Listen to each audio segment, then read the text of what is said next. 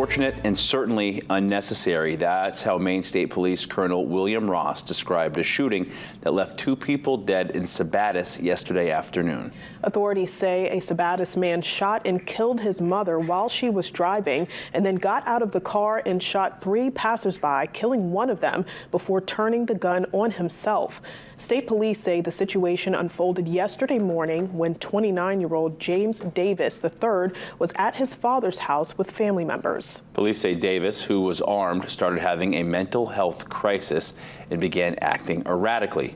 His father made arrangements to take Davis to meet his mother, 47-year-old Christine Smith.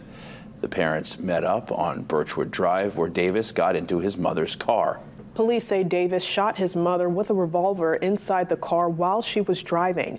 Davis, also armed with an AK-47 rifle, then got out of the car and opened fire on oncoming traffic, hitting multiple vehicles. 53-year-old Catherine Williams was shot and taken to a hospital where she died.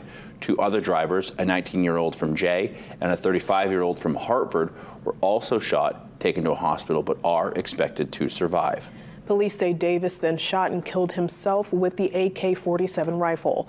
They have had no known contact with Davis and do not believe there is any connection between him and the 3 victims in the other vehicles.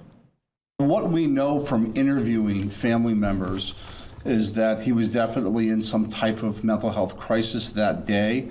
But in terms of some longer-term medical issues involving mental health, they weren't indicating that that was present. The bodies of Smith, Williams, and Davis were taken to the Chief Medical Examiner's office in Augusta, where autopsies will be conducted.